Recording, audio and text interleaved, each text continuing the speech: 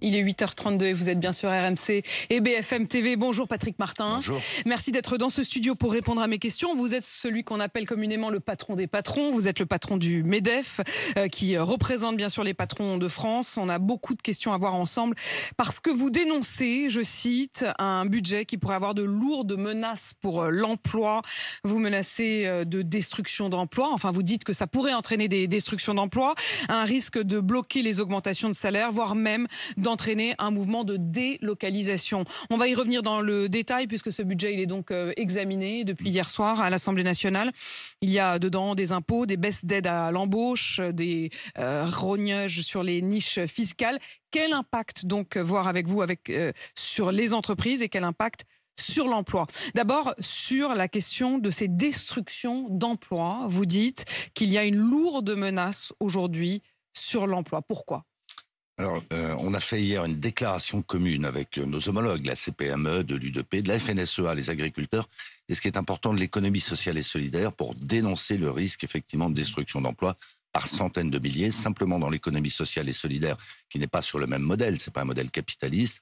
Il est estimé qu'il pourrait y avoir 180... Ce que vous voulez nous dire, c'est que c'est pas juste une histoire de gros capitalistes. Oui, quoi. c'est pas... Non, mais pas je veux dire, je caricature, mais c'est aussi votre idée, quoi. Ouais. Donc, dans c'est pas une l'économie histoire juste sociale de et solidaire, patron ou de 186 000 suppressions d'emplois. Donc, il faut raison garder.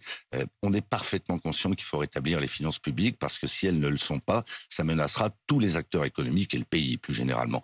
Mais pas avec des remèdes... Mais qu'est-ce qui est en cause précisément, Patrick Martin? Quelles sont les causes qui entraîneraient ces conséquences-là? Sur l'emploi, on a des allègements de charges. Alors certains disent c'est des cadeaux aux entreprises. Pas du tout. Le coût du travail en France est supérieur à ce qu'il est dans les autres pays. Donc on a un enjeu d'emploi, on a un enjeu de compétitivité. Donc il faut aller chercher d'autres économies. Il faut sanctuariser l'emploi parce que, je le redis, à défaut de remettre en cause cette mesure imaginée par le gouvernement, il y aura des suppressions d'emplois. Mais ce qui est certain, c'est qu'il n'y aura pas d'augmentation de salaire, et notamment sur les bas salaires. Alors on ne peut pas d'un côté nous dire il faut désmicardiser, on est évidemment d'accord pour ça, et d'un autre côté, augmenter le coût du travail, c'est le meilleur moyen pour qu'on puisse pas augmenter les salaires. Cette baisse des allègements de charges, avec en particulier la question des bas salaires, et puis la question de l'emploi des seniors, et enfin la question de l'apprentissage. Voilà 3 points sur lesquels ce budget, aujourd'hui, vous apparaît comme une menace. Parlons d'abord de l'apprentissage. Jusqu'à présent, il y avait une aide qui était prévue pour l'embauche dans les entreprises, une aide de 6 000 € qui serait réduite à 4 500 €. Est-ce que franchement les entreprises n'ont pas les moyens aujourd'hui d'embaucher des apprentis avec... Ce sera quand même une aide. Ça ne veut pas dire que vous n'aurez plus d'aide du tout, mais qu'elle ne sera effectivement pas à la hauteur de ce qu'elle était jusqu'à présent. Non mais j'ai dit, et ça a pu surprendre, que les entreprises, en tout cas celles du MEDEF, étaient prêtes à contribuer au rétablissement des finances publiques. Qu'il y ait une réduction des aides à l'apprentissage, oui, mais il faut qu'elle soit raisonnable, raisonnée. C'est quand même terrible, c'est un immense succès collectif, l'apprentissage. Je rappelle qu'on a multiplié par 3 le nombre d'apprentis, 350 000 à 1 million. 98,5% de ces apprentis dans le privé. Je signale qu'il n'y en a que 25 000 dans le public. Donc, oui, on peut imaginer réduire ces aides, il faut que ce soit uniforme, quelle que soit la taille de l'entreprise, quel que soit le niveau de qualification. Je m'explique, il est imaginé qu'on réduise les aides pour les formations supérieures. Eh bien non, il y a 30% des jeunes issus de milieux modestes qui disent qu'ils n'auraient pas poursuivi leurs études s'il n'y avait pas eu ces aides à l'apprentissage. Ça veut dire aujourd'hui que vous refusez... En fait, la question face à cette baisse des aides à l'apprentissage, je le précise bien pour tous ceux qui nous écoutent, c'est que le gouvernement dit oui, mais c'est utilisé pour des bac+5 qui donc ont des salaires ensuite qui ne nécessiteraient pas ces aides pour les entreprises. C'est pour eux une sorte d'effet pervers de cette aide à l'apprentissage. Mais vous vous dites non, pas du tout, on en a vraiment besoin parce que ces bac+5, c'est pas tous des gens qui seraient aidés par leurs parents, par exemple. Mais on en a besoin, qu'on se comprenne bien, les entreprises, oui. Mais les jeunes et leurs familles, parce qu'ils doivent s'héberger, ils doivent se déplacer pour poursuivre leurs études, payer leurs frais de scolarité. Et donc, étant rémunérés en tant qu'apprentis, ils sont plus rémunérés à ces niveaux de qualification, et bien ça leur permet de poursuivre leurs études. C'est l'ascenseur social. La baisse sur l'allègement de charges, à la fois pour les jeunes embauches, pour les premières embauches et pour les seniors, est-ce que là, vous redoutez en effet que ça ait des conséquences, encore une fois? Alors, pas de destruction d'emploi forcément, mais de non-emploi prévu. Alors, si je peux me permettre, les seniors, c'est autre chose. Il y a une négociation qui se réengage entre partenaires sociaux. Là, à 13h. Voilà. Et ça n'est pas pris en compte dans le projet de loi de finances, ni dans le projet de loi de finances. Vous allez y revenir dans un instant. Sociale. Voilà. Non, après, je reviens quand même sur les allègements de charges, qui, je le redis, sont plus lourds en France que dans n'importe quel autre pays développé. Il y a deux segments qui sont particulièrement menacés, les bas salaires et les salaires intermédiaires. Et là, on a un sujet d'emploi, mais on a aussi un sujet de compétitivité. Pour illustrer mon propos, à partir de 2,1 SMIC, la France n'est plus compétitive par rapport à l'Allemagne. On ne peut pas dire, là non plus, il faut gérer ces contradictions. On ne peut pas dire, on est rentré dans l'économie de la compétence, il faut que nous gagnions en compétitivité, il faut attirer vers des métiers notamment industriels qui décideront de notre avenir, et puis finalement amputer la capacité des entreprises françaises à recruter, à promouvoir à ces niveaux de rémunération. Vous parliez à l'instant aussi de la question des seniors. Je le précise, sur l'assurance chômage, vous allez avoir à nouveau la main. C'était fini, ça, pour le coup, j'imagine que vous saluez cette décision du gouvernement de renouer le dialogue. Alors, le Premier ministre, le gouvernement font beaucoup de choses très bien. Pas toutes, notamment sur le plan de la fiscalité. Mais le fait que le Premier ministre veuille restaurer en définitive les partenaires sociaux dans leurs prérogatives, en particulier en rouvrant la négociation assurance chômage qu'on avait conclue en novembre dernier, et la négociation senior, je trouve ça très bien. Vous aviez conclu sur la partie assurance chômage, vous n'aviez pas réussi à conclure sur la partie senior. Voilà, et les deux étaient conditionnés, les deux étaient liés. J'insiste sur un point, l'accord qu'on avait trouvé sur l'assurance chômage prévoyait une baisse de cotisation patronale. Ça me renvoie à un propos que je crois important, si vous me permettez. Il y a une bonne qualité de dialogue entre les partenaires sociaux. Ça n'a rien à voir avec ce qu'on observe d'assez désolant à l'Assemblée nationale. On se considère, on se respecte, même si on a des contradictions de fond. Et l'entreprise reste un lieu encore pacifié. Et le Premier ministre en est parfaitement conscient. Et donc le fait qu'il nous redonne la main sur ces sujets-là, je pense que c'est l'intérêt des entreprises, c'est l'intérêt des salariés, c'est l'intérêt du pays. Quand vous dites ça, Patrick Martin, ce que j'entends au fond de manière sous-jacente, c'est que vous estimez que les politiques aujourd'hui ne sont pas à la hauteur de l'enjeu sur lequel vous-même vous êtes prêt à faire des efforts? Non, mais je me garde d'en faire une généralité. Et puis il y a le Sénat, il y a l'Assemblée nationale, tout ça est beaucoup plus nuancé. Mais ce qu'on a observé en commission des finances ces derniers jours, pour les observateurs et les acteurs économiques que nous sommes, c'est assez angoissant et c'est assez désolant. C'est le concours Lépine, ça a été dit, de la créativité fiscale. Et moi, j'insiste sur un point. Il y a beaucoup de propositions qui sont faites, pour certaines de bonne foi, sans la moindre étude d'impact. Moi, j'invite nos parlementaires à regarder ce que leurs décisions inappropriées ont pu provoquer de grave dans la filière automobile ou dans la filière construction. Voilà, il faut à un moment donné prendre un petit peu de recul. Bien sûr, il y a des jeux politiques, bien sûr qu'il y a de prochaines échéances électorales, tout ça c'est la règle du jeu. Mais nous, en tant qu'acteurs économiques, ça nous inquiète et donc on retient nos décisions d'investissement, d'embauche. Ça veut dire que cette insécurité fiscale, notamment dans laquelle vous vous retrouvez, avec effectivement après l'insécurité politique des derniers mois, a tout mis sur pause. Vous avez parmi vos adhérents des patrons qui disent on a tout mis sur pause, on n'investit plus, on n'emploie plus. Oui, c'est mon cas dans mon entreprise. C'est votre cas, à vous, Patrick Martin. Bien sûr, si vous voulez, on aimerait bien savoir à quelle sauce, entre guillemets, on va être Dites-nous ce que vous faites. Parce qu'au fond, on vous connaît comme patron du MEDEF. Oui, alors moi je suis à la tête d'une entreprise familiale, bientôt bicentenaire, qui emploie un peu plus de 3000 salariés, d'une part dans la distribution B2B en bon français, donc on approvisionne l'industrie, on approvisionne le bâtiment. Donc moi je vois au jour le jour la conjoncture se dégrader. Et puis par ailleurs, on a une activité industrielle tournée vers la grande exportation, notamment vers l'Afrique. Il y a plein de choses dans ce que vous dites, parce qu'il y a la question de l'industrie, notamment l'industrie automobile, je voudrais y revenir dans un instant, et la question de l'exportation, parce que les chiffres sont tombés hier soir, ils sont désastreux pour la France, qui notamment dans l'agroalimentaire, qui était quand même normalement un de nos fleurons, est en train de considérablement baisser. Mais avant de pouvoir ouvrir ce chapitre-là, je voudrais quand même que vous finissiez sur l'emploi des seniors, parce que oui, ça va faire partie de ce dont vous allez discuter avec les autres partenaires sociaux à partir de 13h tout à l'heure. Sur l'emploi des seniors, qu'est-ce qui peut ressortir de cette négociation ? J'espère, et je pronostique d'ailleurs que nous allons avancer en particulier sur les retraites progressives, qui est une vraie solution. Donc il y a des mesures d'accompagnement financier, il y a des mesures d'accompagnement juridique sur lesquelles on est en train de discuter. Il y a ce qu'on a appelé le CDI senior, qu'on a rebaptisé parce que ça heurtait certains. Je pense que là aussi on va pouvoir avancer. Tout ça est de nature finalement à augmenter le taux d'emploi des 60-64 ans. C'est là où la France est profondément défaillante par rapport aux autres pays, pour la bonne raison qu'on avait un âge de départ en retraite qui était plus tôt que dans les autres pays. Là encore, il y a une forme d'incertitude, puisque vous le savez, la semaine prochaine, le RN va déposer une proposition de loi d'abrogation, purement et simplement, de la réforme des retraites. Si certains du côté de la gauche s'y associaient parce qu'ils ont le même but, c'est-à-dire abroger cette réforme des retraites, la réforme des retraites pourrait sauter. Comment vous vivez ça? Très mal. Très mal. Le problème de fond de l'économie française et des finances publiques, par voie de conséquence, ce sont les retraites. On paye beaucoup plus en France que dans n'importe quel autre pays pour les retraites, 14% du PIB, et on accumule des déficits chroniques. Mais au-delà de ça, il faut que dans ce pays, on travaille plus. Et il y a beaucoup de seniors qui souhaitent travailler d'ailleurs. Donc, si on revient sur cette réforme, ça sera terrible pour la performance économique du pays, pour le taux d'emploi dans le pays, mais ça sera terrible également pour les marchés financiers.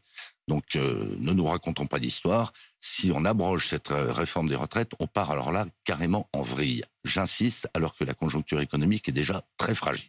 Patrick Martin, vous parliez à l'instant de votre cas personnel et du fait que finalement dans votre entreprise, vous-même, vous aviez tout mis sur pause en attendant de savoir à quelle sauce vous alliez être mangé, en quelque sorte.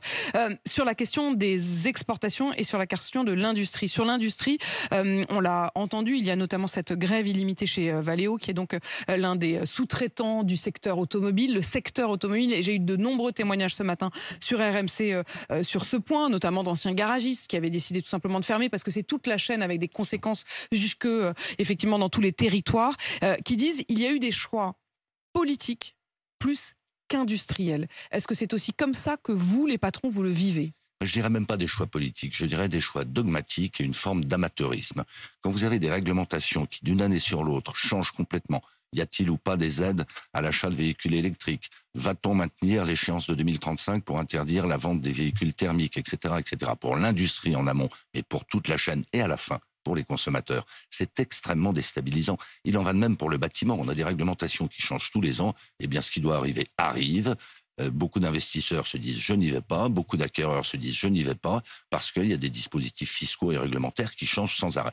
Il faut des études d'impact, il faut, ça renvoie au texte de loi sur la simplification des tests PME, il faut qu'en amont de leurs décisions, les législateurs, les réglementeurs s'interrogent sur les conséquences de leurs actes et qu'ensuite ils se tiennent à leurs décisions. Est-ce que l'une des conséquences pourrait être le retour des délocalisations? On a l'impression que les délocalisations, les grandes vagues de délocalisation, c'était du passé. Ce qu'on voit ce matin, et j'avais notamment le témoignage d'un des ouvriers de Valeo à la Suze-sur-Sarthe, qui est donc une des usines qui s'est mise en grève illimitée depuis 13 heures hier, qui a débrayé à 13 heures hier, parce qu'ils sont sous le coup de la menace justement de délocalisation. Ça fait partie de ce sur quoi vous alertez depuis ce matin, la reprise d'un mouvement de délocalisation.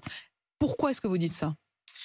Parce que la France, qui avait beaucoup progressé en termes d'attractivité, de compétitivité, d'emploi, de qualification, risque, je dis bien, risque de régresser brutalement. Moi, je suis très frappé par le changement de regard de mes pairs, les chefs d'entreprise et les dirigeants patronaux étrangers. En l'espace de quelques mois, la vision positive qu'ils avaient de la France est devenue négative. Et ils me disent, vous êtes repris par vos vieux démons, on repart 20 ans en arrière ou 40 ans en arrière. C'est quand même incroyable dans votre pays, alors que vous faites des choses positives, qu'à un moment donné, vous vouliez les casser. Et je partage totalement cette analyse. Patrick Martin, chez Valeo, 7% du capital est la propriété de l'État. On voit que sur cette bataille du Doliprane, la réponse a finalement été, là encore, la montée de l'État au capital, puisque l'État va prendre des participations dans la filiale de Sanofi, Opella, qui fabrique le Doliprane avant qu'elle ne passe sous pavillon américain. Comment est-ce que vous observez ce mouvement-là, c'est-à-dire l'idée d'une défiance vis-à-vis des investisseurs étrangers sur des secteurs considérés comme stratégiques, avec une réponse qui est celle de faire monter l'État dans le capital des entreprises? Moi, je comprends cette inquiétude, mais là aussi, il faut un petit peu de rationalité. Je pense que l'accord qui a été trouvé pour le Doliprane, pour faire court, est un bon accord. Ça sécurise les sites de production en France et ça sécurise l'approvisionnement du marché français. Ça ne m'empêche pas de penser que l'État doit être beaucoup plus réactif, beaucoup plus mobile sur ses participations. L'idée qui a été proposée par certains parlementaires. Ou descendre. Mais bien sûr, souvenons-nous qu'à une époque, quand Alstom était en difficulté, l'entreprise avait été nationalisée d'une certaine manière. En tout cas, il y a un noyau dur qui avait été constitué. Ça avait été efficace. Maintenant que l'État reste actionnaire... Donc c'est pas un tabou. Ça veut dire que pour vous, Patrick Martin, qui est à la tête du MEDEF, c'est pas un tabou que l'État français, d'une manière très étatiste, pour le coup, puisse ponctuellement prendre le contrôle d'une entreprise. Non, mais en l'espèce, l'État, via BPI, prendrait 2%. Mais ça lui donne un droit de regard et un droit de décision. Moi, je trouve ça très rassurant pour qui avait besoin d'être rassuré. A contrario, que l'État reste actionnaire de certaines entreprises qui ne contribuent pas à la souveraineté ou qui ne sont pas stratégiques, ça n'a plus de sens. A fortiori, dans l'état des finances publiques actuelles, que l'État se dégage, que l'État cède en définitive tout ou partie de sa participation dans certaines entreprises, ça me permettrait de bonne gestion. C'est ce que proposent hier Gérald Darmanin et Olivia Grégoire, anciens ministres, céder des participations de l'État. Ils posent cette question comme ça, ils disent « Que faisons-nous encore dans Orange, Stellantis ou la Française des Jeux ?» Ils ont raison. Si vous voulez, on ne peut pas dire une chose et son contraire. On ne peut pas dire on va appliquer, par exemple, une augmentation massive des impôts sur les entreprises, one shot, parce qu'il y a une urgence, et puis avoir sous le coup de cette cagnotte qui n'est pas stratégique et ne pas la réaliser, ne pas la vendre. Moi, réaliser, ça veut dire vendre ses participations, récupérer l'argent qu'on y a mis, voire même une plus-value. Mais bien sûr. Et puis le jour venu, pour une raison X ou Y, l'État réinvestit dans une entreprise, typiquement ce qu'il est en train de faire sur Mais Doliprane. ce qui me frappe, c'est aussi la posture. C'est-à-dire que quand vous dites 2% chez Doliprane, honnêtement, avec 2% chez Doliprane, qu'est-ce qu'ils vont faire? Quand on voit qu'ils ont 7% chez Valeo et qu'ils sont incapables d'empêcher la fuite des emplois de Valeo. Mais c'est quoi l'alternative? C'est qu'on nationalise tout. Moi, je pense qu'on a déjà en tout cas, s'ils veulent, c'est-à-dire le décalage entre, bon, on prend des participations, donc on va être en mesure d'empêcher un actif stratégique comme le Doliprane de passer sous pavillon américain. Et quand on regarde dans les chiffres, les 2%, c'est pas grand-chose quand même. C'est pas avec ça qu'ils auront vraiment un levier. Je ne sais pas jusqu'où il faut aller sur ce dossier, mais par exemple, les principes actifs qu'on met en œuvre dans le Doliprane sont toujours fabriqués en Inde. Alors, est-ce qu'il faut aller racheter des entreprises en Inde? Pourquoi pas? Mais le vrai problème n'est pas là. Le vrai problème, c'est qu'on a un État boursouflé, qu'on a un niveau de dépenses publiques qui bat tous les records mondiaux, qu'on est incapable, et le projet de loi de finances n'est pas suffisamment volontariste de ce point de vue, on est incapable de faire ce que le Portugal, l'Espagne, les Pays-Bas ont fait, en baissant leurs dépenses publiques de 10% du PIB. Ça veut dire, en France, 300 milliards d'euros par an. Mais vous imaginez, si on avait 300 milliards d'euros de dépenses publiques de moins chaque année pour des performances, des services de santé, de l'enseignement, de la sécurité tout à fait comparables, voire meilleurs, on ne se crêperait pas le chignon, pas vous et moi, mais comme on est en train de le faire à l'Assemblée nationale en particulier. Il faut un peu de bon sens, il faut un peu de rationalité, il faut un peu de courage politique. Le Premier ministre en a, il faut qu'il en ait plus encore. Si je vous écoute, vous dites qu'il y a une grosse menace sur l'emploi, vous dites qu'il y a même une menace de délocalisation, vous parlez également d'attentisme, c'est-à-dire de ce moment où vous êtes tous un peu sonnés et vous attendez avant de faire des choix d'investissement ou d'emploi. Est-ce que ça veut dire que le budget tel qu'il est présenté a pour risque, non pas finalement de récolter ces emplois, mais de casser la croissance et qu'il n'y ait même plus d'impôts ou de levage d'impôts réels? Bien sûr, moi c'est ce que je m'emploie à dire depuis un certain temps.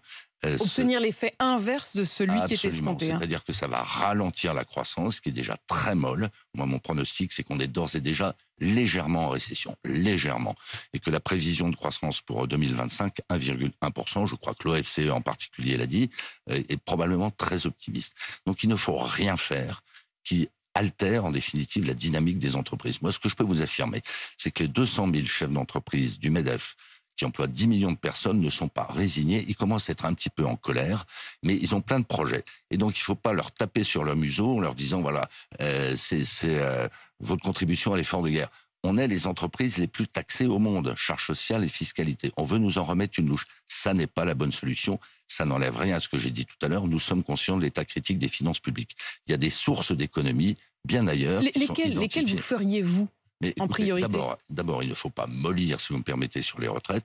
Moi, je pense que le report de la revalorisation des retraites au 1er juillet est une bonne chose. C'est 4 milliards de rendement. Les retraités ont une augmentation de 5,3% des retraites. Moi, je suis très à l'aise pour en parler parce que qui a défendu les retraites complémentaires l'année dernière? C'est moi, c'est le MEDEF. Alors que l'État voulait prélever les réserves ou les excédents de l'Agirc-Arrco. Donc je suis très à l'aise pour en parler. Ce que vous voulez dire, et c'est ce que disait le ministre du Budget qui était à votre micro hier matin, il disait au fond décaler dans le temps cette revalorisation des pensions de retraite, ce n'est que rééquilibrer parce qu'ils ont eu une forme de trop perçu l'an dernier, ayant une revalorisation supérieure à ce que finalement l'inflation n'a été. Qu'est-ce qui est l'essentiel? L'essentiel, c'est que ce pays conserve une bonne dynamique économique. Donc si tout le monde doit faire des efforts. Je l'ai dit, je le redis, y compris les entreprises. Mais il faut savoir allouer les efforts à l'endroit où c'est le moins douloureux. que je sache, si on porte atteinte à l'emploi, à l'investissement est en baisse actuellement en France, c'est dramatique. Donc si on porte atteinte à l'emploi, à l'investissement, à la trésorerie des entreprises, on ne pourra pas payer, y compris nos retraites. C'est quand même important aussi ce que vous avez laissé entendre, hein. Votre perception de ce qui vous remonte des différents chefs d'entreprise du MEDEF, c'est que nous serions déjà actuellement dans une légère récession. Oui. Oui, je le déplore. Alors à côté de ça, on a plein de projets. Nous, on lance le Tour de France de l'intelligence artificielle. J'étais au salon mondial de l'automobile. Il y a plein de projets des constructeurs européens et français. Je pars tout à l'heure au salon de l'agroalimentaire. Là aussi, il y a de l'innovation, il y a de la créativité sur des enjeux de santé publique, de gastronomie, de souveraineté. Donc ça bouge, ça bouillonne, venant pas casser cette belle dynamique. Merci Patrick Martin d'être venu répondre à mes questions ce matin. Président du MEDEF, il est 8h52 sur RMC BFM TV.